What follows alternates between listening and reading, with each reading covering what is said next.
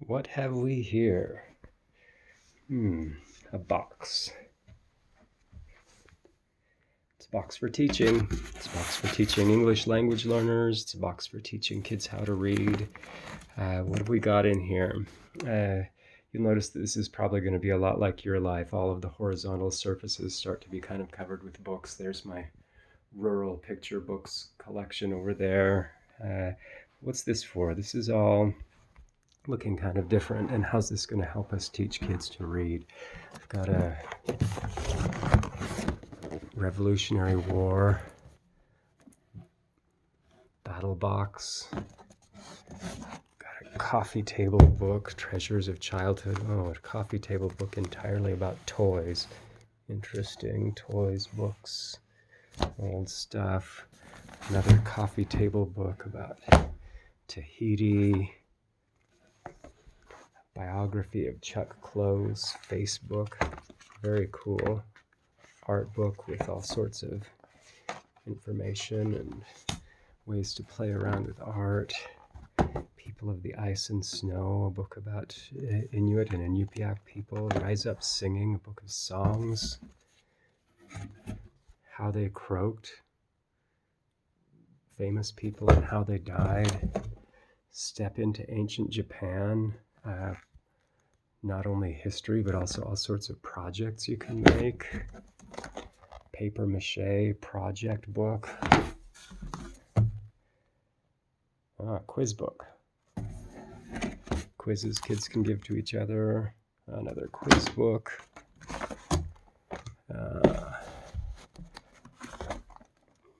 Animals with audio.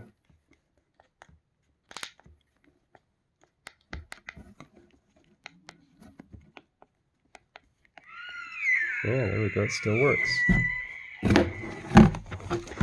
Visual Encyclopedia of the Arts. You can see this is a DK book, like the DK Eyewitness books.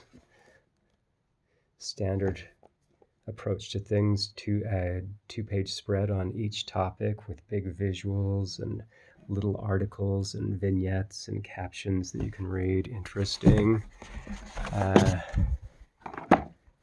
Timeline activity book to go with the big timeline book. Interesting. Different artistic ways to do a timeline. And then I've got my folders here that are just full of authentic text. We'll come back to some of that stuff later. I just want to look at this stack of books here.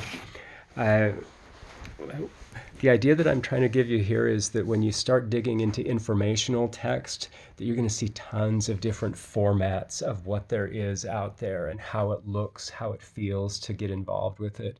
And that's going to kind of govern how you teach the language that goes on inside of a book. A book that's supported by tons of visuals is much easier to work with than a book that is all text, but they all have their place. So this book is going to be fairly text heavy, but it's also got a lot of visual support in it as well.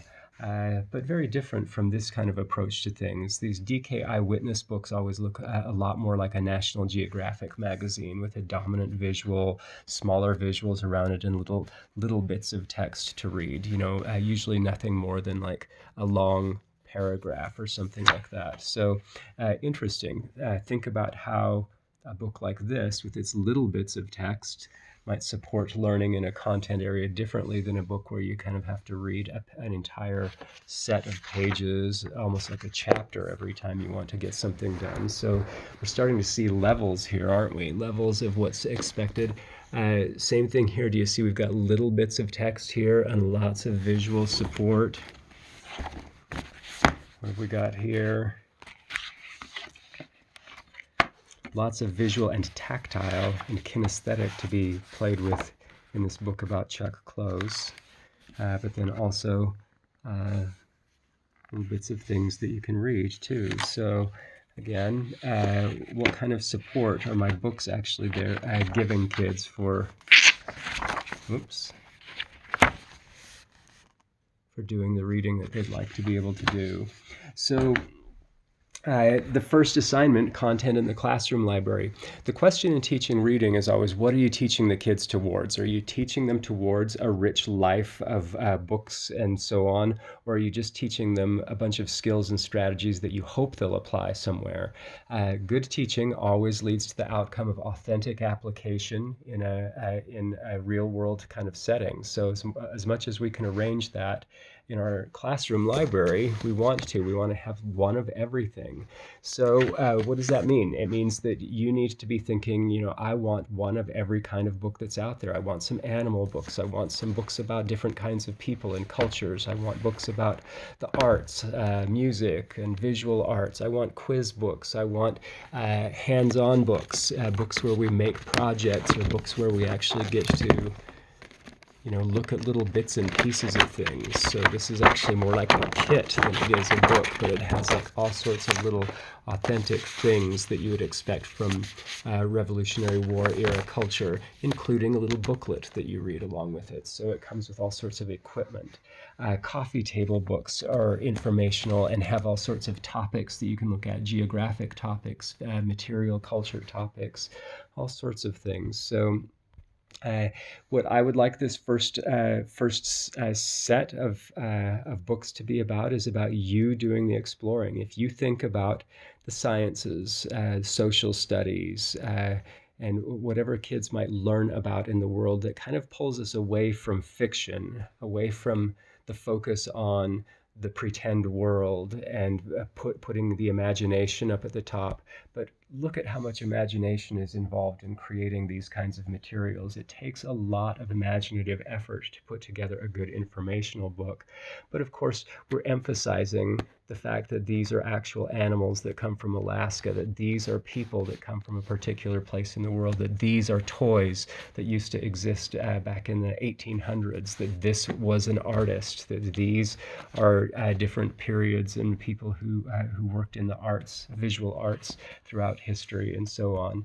So fact and fiction do have relationships, but informational books are the books that we're going to be looking at over the course of this semester. So your first assignment is to get a big stack of books, and it needs to be something that looks and feels like this. I've got about 20 items here and other items that I can pull from. So what would it take for you to get your first sample of a little bit of everything in terms of formats?